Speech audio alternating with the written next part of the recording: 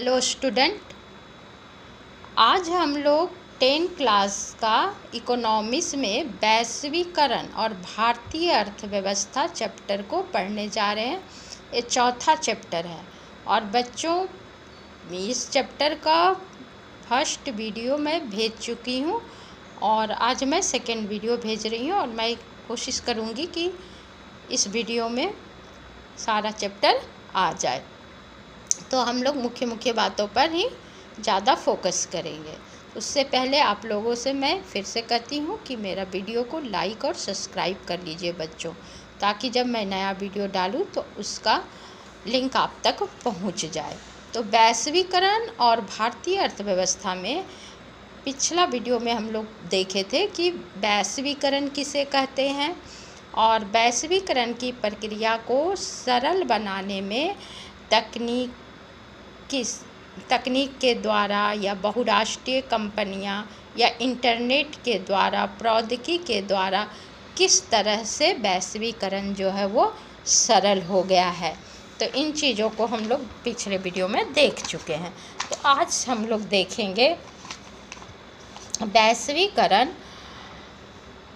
विदेश व्यापार और बाज़ारों का एकीकरण देखेंगे बच्चों। यहाँ से हम लोग पाठ को आज शुरू करने वाले हैं। विदेश व्यापार और बाज़ारों का एकीकरण यानी एकत्रित करना। विदेश व्यापार विभिन्न देशों के बाज़ारों के एकीकरण में सहायता प्रदान करता है, क्योंकि सभी देश लगभग एक दूसरे पर निर्भर हो गए हैं। प्रत्येक देश को वस्तुओं तथा सेवाओं का आयात निर्यात करना पड़ता है। उदाहरण स्वरूप, यदि भारत किसी विशेष उत्पाद या उत्पादन द्वारा उत्पादन करना चाहता है जिसके लिए भारत में कच्चा माल उपलब्ध नहीं है, तो क्या करेगा वो दूसरे देशों से कच्चा माल मंगवाएगा। इसी प्रकार यदि भारत में अतिरेक माने बहुत अधिक किसी चीज़ की उपज हो गई है, मान लीजिए गेहूं की, तो वो क्या करेगा, कोई भी अन्य देशों को भारत गेहूं भेजेगा या दूसरे देशों से अगर उसको चाहिए भी तो वो मंगा भी सकता है। तो एकीकरण का मतलब है दूसरे देशों के साथ व्यापार जब हम लोग करते हैं तो सब देश क्या है, एक दूसरे पर निर्भर है। कोई भी देश ऐसा नहीं कह सकता कि वो सर्वगुण संपन्न, जिसको बोलते हैं सभी तरह से वो संपन्न नहीं है। सभी देशों को किसी न किसी चीज़ की आवश्यकता पड़ती है, इसलिए सभी देश एक दूसरे देशों पर निर्भर हैं। आइए हम लोग और आगे देखते हैं वैश्वीकरण की प्रक्रिया को। सॉरी बच्चों। अब है भारत में चीन के खिलौने। देखिए कि हाँ उदाहरण दिया है कि भारत में चीन के खिलौने। जैसा कि हम लोग जानते हैं कि चीन जो है वो भारतीय बाजार में बहुत अधिक अपना पांव पसारता जा रहा है। बहुत सारी चीज़ें जो है वो हमारे देश में चाइना से आती है और सस्ती होने के कारण लोग इसे खरीदना चाहते हैं। तो चीन के खिलौने भी भारत में बहुत अधिक पसंद किए जा रहे हैं, क्योंकि एक तो ये सस्ते होते हैं और अच्छे रंग बिरंगे और इनकी डिज़ाइन बहुत होती है। हालांकि भारतीय खिलौने अधिक मजबूत होते हैं, लेकिन यहाँ के खिलौनों का कीमत जो है वो अधिक होता है, इसलिए बच्चों को भी चीनी खिलौने पसंद आते हैं, क्योंकि वो अधिक रंग बिरंगे और डिज़ाइन में होते हैं। तो 70-80% दुकानों में आपको भारत की दुकानों में आपको चाइना का खिलौना मिल जाएगा। 70% आपको भारत के दुकानों में चाइना का खिलौना दिखाई दे देगा। व्यापार के कारण चीनी खिलौने भारत के बाज़ारों में आए। भारतीय और चीनी खिलौनों की प्रतिस्पर्धा यानी प्रतियोगिता या कंपटीशन कहिए, चीनी खिलौने बेहतर साबित हुए क्योंकि ये सस्ते होते थे और अधिक रंगों में उपलब्ध होते थे। इसके विपरीत भारतीय खिलौने जो हैं वो खिलौना निर्माताओं को हानि हो रही थी।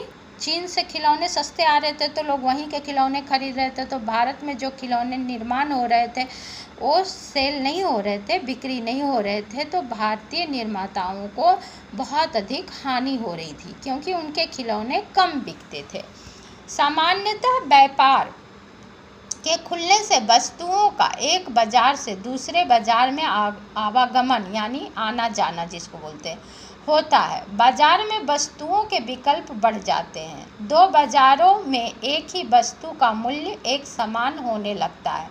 अब दो देशों के उत्पादक एक दूसरे से मीलों हजारों मील दूर होकर भी एक दूसरे से प्रतिस्पर्धा कर सकते हैं। दोनों देश, कोई भी दो देश बहुत दूर दूर है फिर भी उनमें प्रतियोगिता है। इस प्रकार विदेश व्यापार विभिन्न देशों के बाजारों को जोड़ने या एकीकरण में सहायता करता है। इसे अंडरलाइन कीजिएगा। इस प्रकार विदेश व्यापार विभिन्न देशों के बाजारों को जोड़ने या एकीकरण में सहायता प्रदान करता है। अब है वैश्वीकरण क्या है, तो इसको हम लोग पढ़ चुके, शुरू में ही मैं बता चुकी हूँ कि वैश्वीकरण क्या है, तो इसको हम लोग अब फिर से यहाँ नहीं देखेंगे क्योंकि हम लोग इसको देख चुके हैं, पहले ही पढ़ चुके हैं कि वैश्वीकरण क्या है, शुरू में ही मैं बता दी हूँ आप लोगों को। विभिन्न देशों के बीच परस्पर संबंध और तीव्र एकीकरण की प्रक्रिया ही वैश्वीकरण है। फिर से एक बार याद दिला देती हूँ बच्चों कि इसको अंडरलाइन कीजिए कि विभिन्न देशों के बीच जो परस्पर संबंध है और तीव्र एकीकरण की प्रक्रिया क्या है, वैश्वीकरण है। तो इसको हम लोग समझ लिए कि वैश्वीकरण क्या है।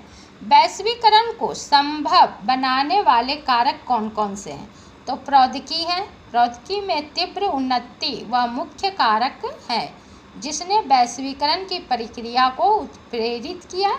जैसे विगत 50 वर्षों में परिवहन प्रौद्योगिकी में बहुत उन्नति हुई है। इसने लंबी दूरियों तक वस्तुओं की तीव्रतर आपूर्ति को कम लागत पर संभव बना दिया। वस्तुओं के परिवहन के लिए कंटेनर पानी के जहाज़ों में पहले मान लीजिए कि मीट का ही व्यापार किया जाता था, तो क्या किया जाता था, जिंदा पशु को जहाज़ में भरकर भेजा जाता था जिससे कि वो जगह भी अधिक घेरते थे और बहुत सारे पशु जो रास्ते में बीमार हो जाते थे या वो खाने लायक नहीं रहते थे, तो क्या होने लगा, अब उनके जगह कंटेनरों में भरकर पशुओं का मीट को कंटेनरों में भरकर एक जगह से दूसरी जगह ले जाया जाने लगा। ये यहाँ पे नहीं लिखा है बच्चों, मैं उदाहरण के लिए आप लोगों को बता रही हूँ।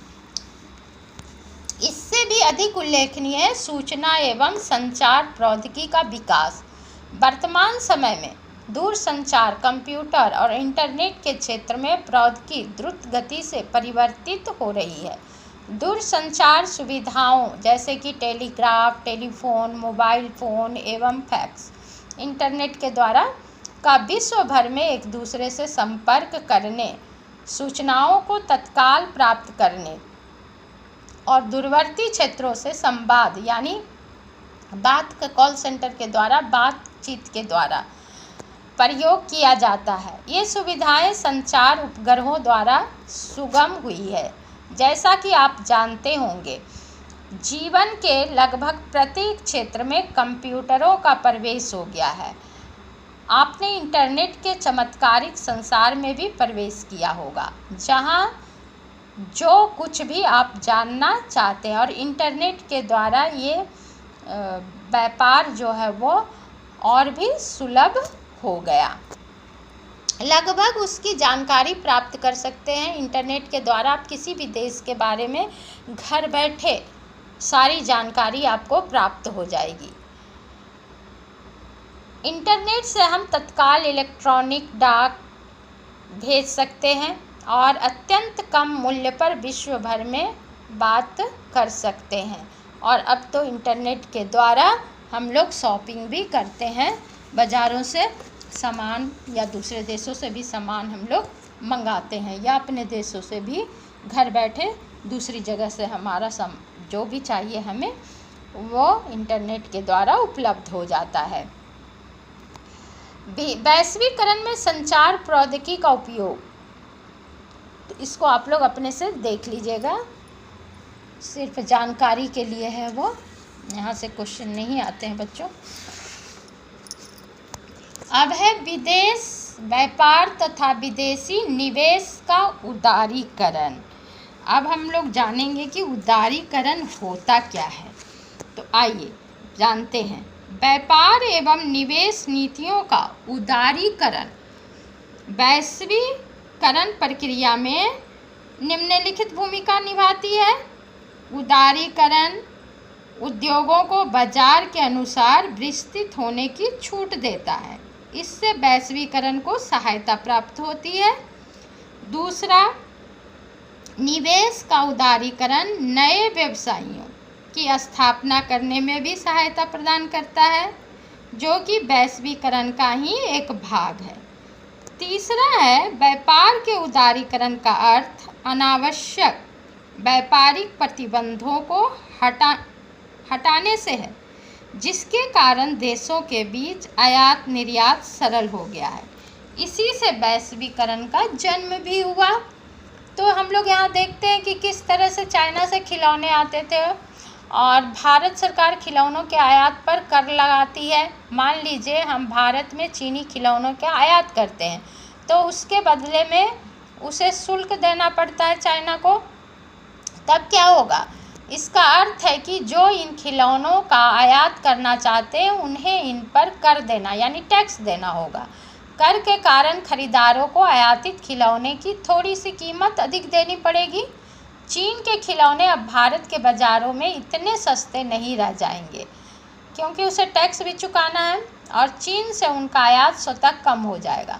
भारत के खिलौना निर्माता अधिक समृद्ध हो जाएंगे। और अगर ऐसा होता है, आयात शुल्क लिया जाता है, तो क्या होगा? धीरे धीरे चाइना का मार्केट जो है वो धीमा हो जाएगा, उसकी गति धीमी हो जाएगी और भारत के खिलौने भारत में ज़्यादा बिकने लगेंगे।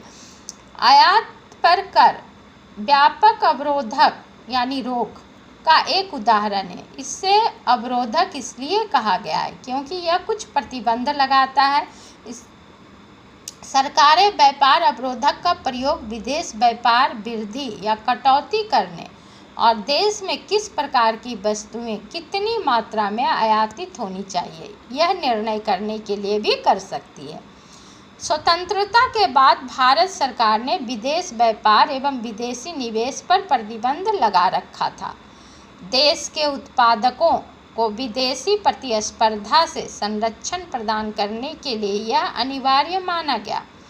1950 और 1960 के दशकों में उद्योगों का उदय हो रहा था और इस अवस्था में आयात से प्रतिस्पर्धा इन उद्योगों को बढ़ने नहीं देती।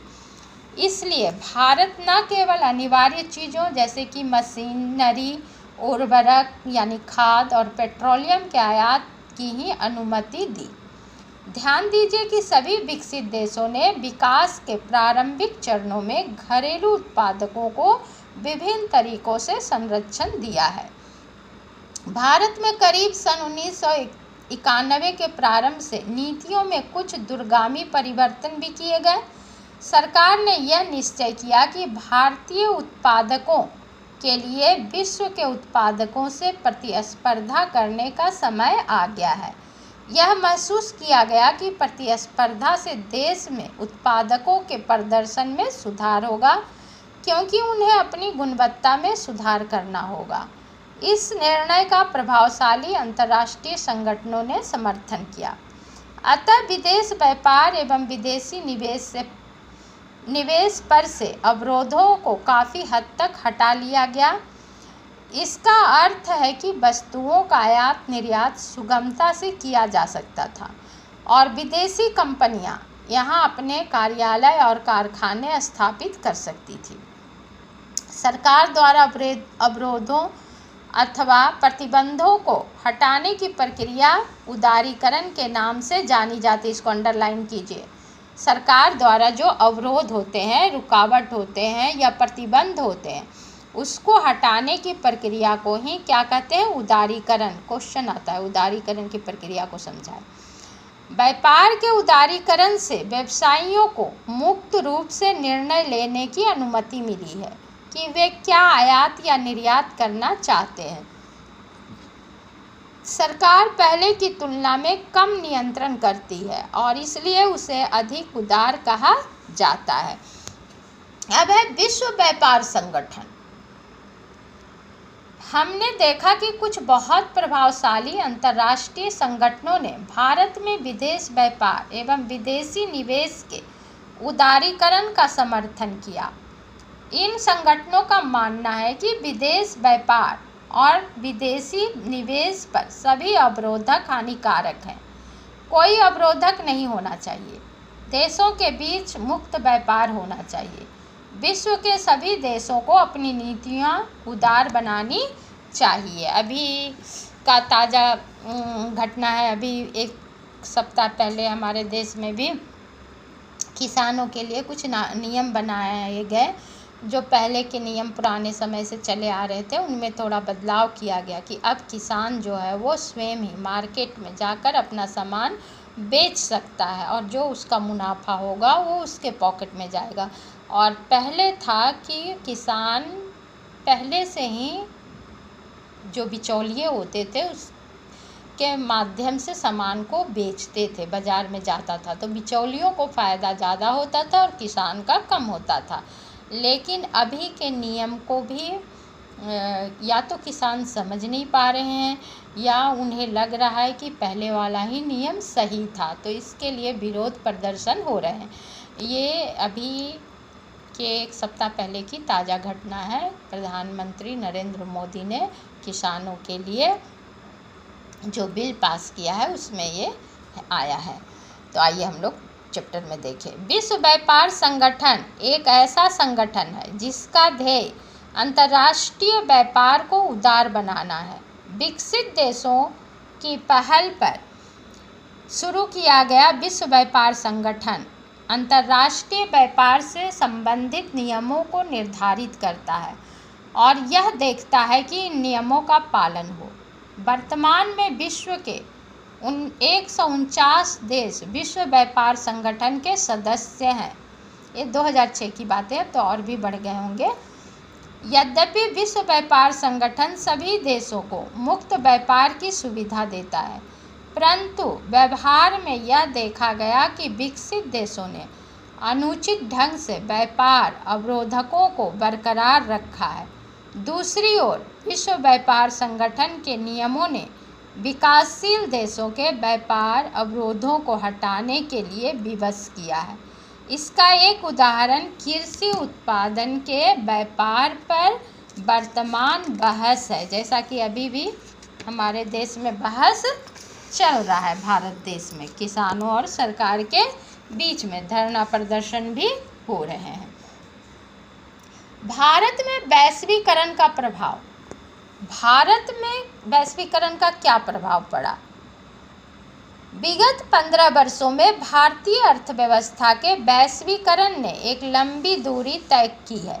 इसका लोगों के जीवन पर क्या प्रभाव पड़ा है? हम कुछ प्रमाणों को देखते हैं।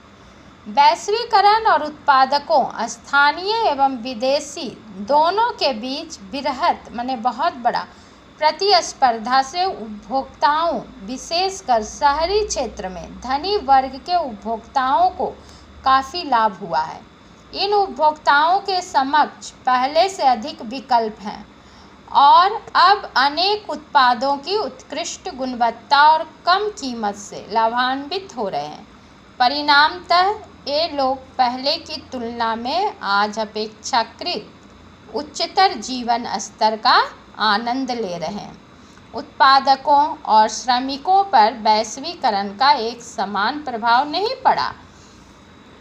पहला, विगत 15 वर्षों में बहुराष्ट्रीय कंपनियों ने भारत में अपने निवेश में वृद्धि की, जिसका अर्थ है कि भारत में निवेश करना उनके लिए लाभप्रद रहा है।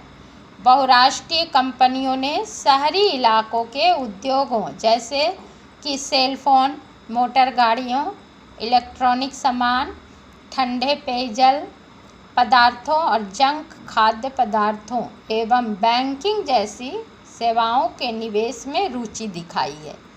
इन उत्पादों के अधिकांश खरीदार संपन्न वर्ग के लोग हैं। इन उद्योगों और सेवाओं में नए रोजगार उत्पन्न हुए हैं। साथ ही इन उद्योगों को कच्चे माल इत्यादि की आपूर्ति करने वाली स्थानीय कंपनियां समृद्ध हुई है। दूसरा पॉइंट देखिए, अनेक शीर्ष भारतीय कंपनियां बढ़ी हुई प्रतिस्पर्धा से लाभान्वित हुई है।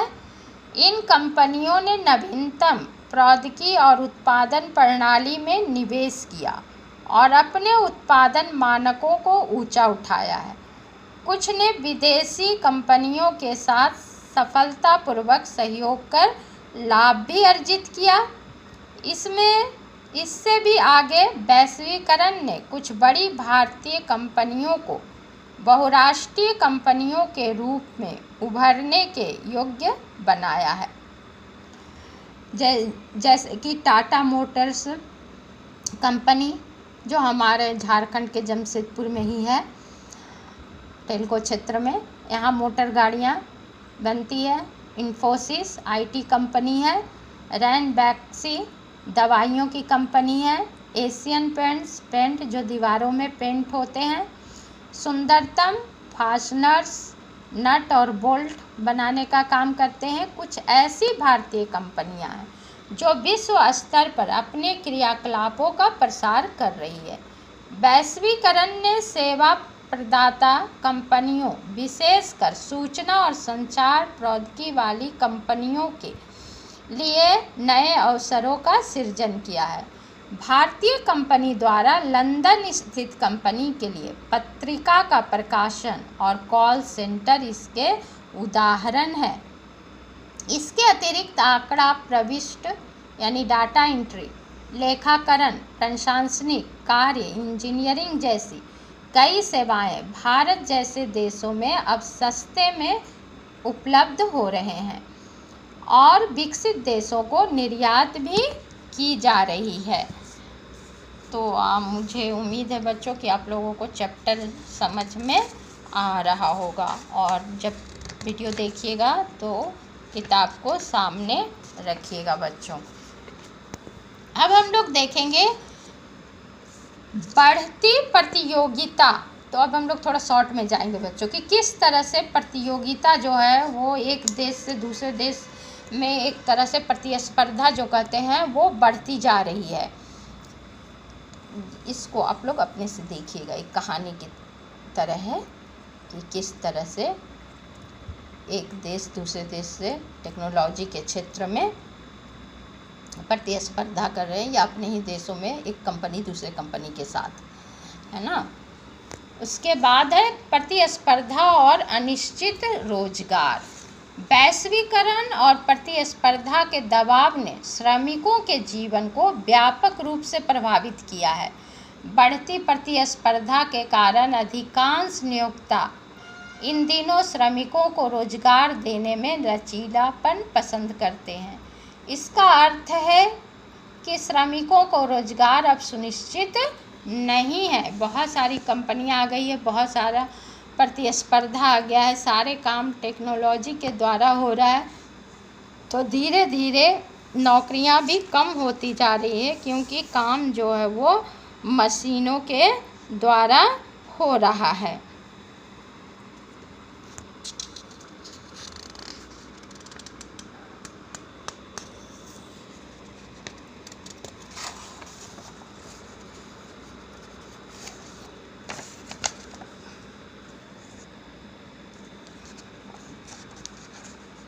अब हम लोग देखेंगे बच्चों इस चैप्टर में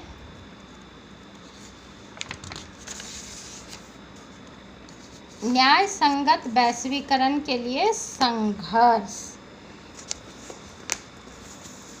न्याय संगत वैश्वीकरण के लिए संघर्ष। तो आइए देखते हैं उपयुक्त प्रमाण यह संकेत करते हैं कि वैश्वीकरण सभी के लिए लाभप्रद नहीं है। शिक्षित, कुशल और संपन्न लोगों ने वैश्वीकरण से मिले नए अवसरों का सर्वोत्तम उपयोग किया है। दूसरी ओर अनेक लोगों को लाभ में हिस्सा नहीं मिला है। चूँकि वैश्वीकरण अब एक सच्चाई है, तो वैश्वीकरण को अधिक न्यायसंगत कैसे बनाया जा सकता है? न्यायसंगत वैश्वीकरण के लाभों में सबकी बेहतर हिस्सेदारी होनी चाहिए। सरकार इसे संभव बनाने में महत्वपूर्ण भूमिका निभा सकती है। इसकी नीतियों को केवल धनी और प्रभावशाली लोगों को ही नहीं, बल्कि देश के सभी लोगों के हितों का संरक्षण करना चाहिए।